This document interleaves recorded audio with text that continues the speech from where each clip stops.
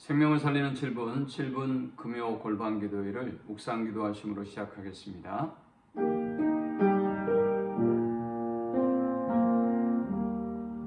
주님 감사합니다. 이 시간에도 주의 백성들을 불러주시고 예비할 수 있는 은혜 주심에 감사합니다. 혼란한 시대 가운데 하나님의 백성들이 구속의 은혜와 사랑에 감사하며 기뻐 찬양하며 또 우리를 위해서 일하시고 행하시는 그 놀라운 하나님의 섭리와 일하심을 찬양하고 경배하는 시간이 되게 하여 주옵소서. 우리가 어떤 상황과 처지와 형편 가운데 있다 할지라도 우리를 선한 길로 인도하실 하나님을 확신하고 경배하는 시간이 되게 하여 주옵소서. 예수님의 이름으로 기도합니다. 아멘. 찬송가 28장 읽겠습니다.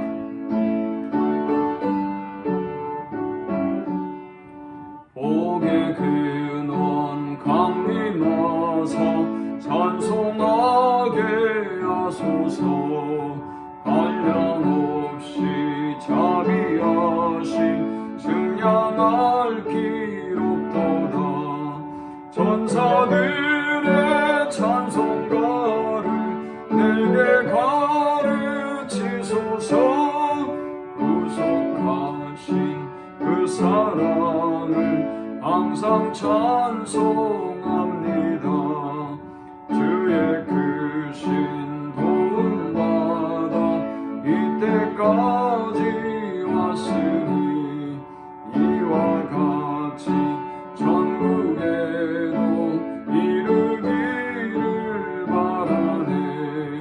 하나님의 품을 떠나 죄에 빠진 우리를 예수 구원하시려고 보혈 흘려주셨네.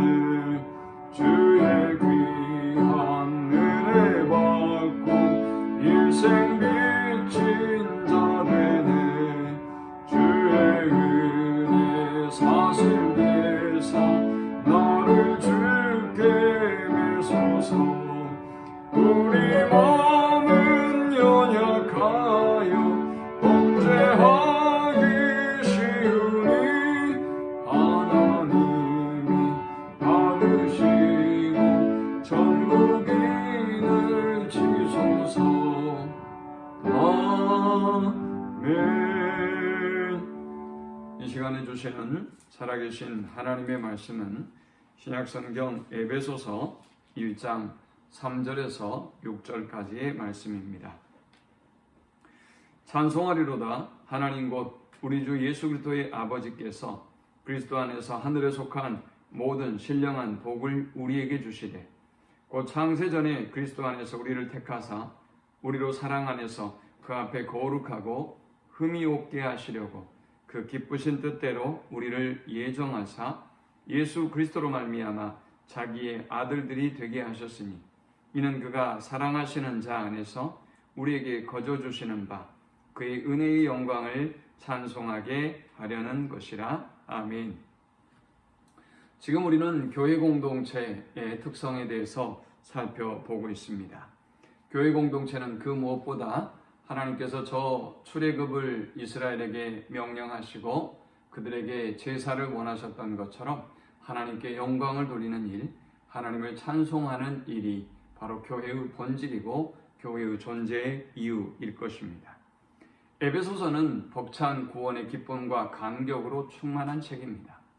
우리가 에베소서를 읽어나갈 때 이 사도 바울이 에베소서를 썼을 때 아마 그의 찬양의 기쁨과 감격이 숨을 쉬지 않은 채 아마 계속되고 있다라는 생각이 들 정도로 벅찬 그런 은혜와 감격으로 이 책을 써 내려가고 있습니다. 우리는 지금 너무나 힘든 시대를 살아가고 있는데요. 그러나 이 하나님의 벅찬 은혜와 감격을 생각하면 우리가 모든 상황, 모든 조건을 초월하는 감사와 찬양을 할 수 있을 것입니다. 그러면 오늘 교회는, 오늘 성도는 이렇게 힘든 시대에 과연 어떤 찬양을, 어떤 찬송을 하나님께 올려드릴 수 있을까요? 먼저 바울은 성부 하나님을 찬양하고 있습니다.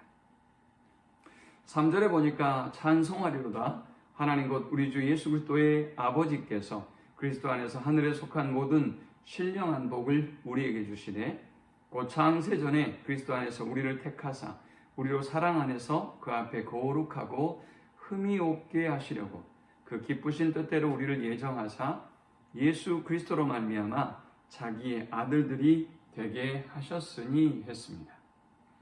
우리의 구원이 그저 우연히 벌어진 일이 아니라 창조주 하나님께서 창세 전부터 우리를 위해서 준비하시고 그리스도 안에서 계획하신 일이라는 것을 우리에게 가르쳐 주고 있습니다.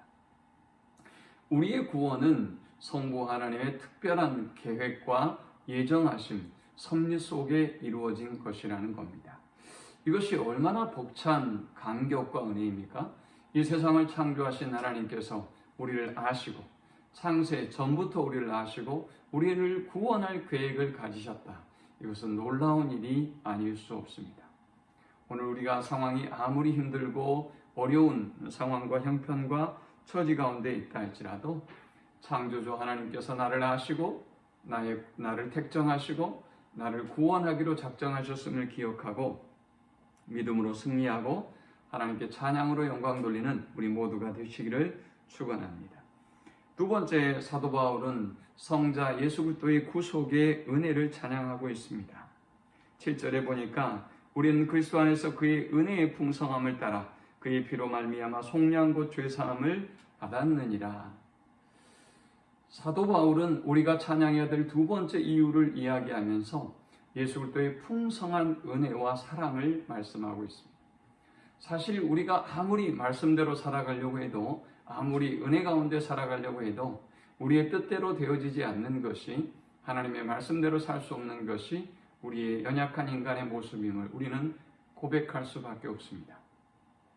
우리의 구원의 근거, 우리의 구원의 시작이 있다고 한다면 성부 하나님의 예정하심이고 또 성자 예수 그리스도의 그 풍성한 사랑을 실천하시고 성취하시는 은혜에 있는 것입니다.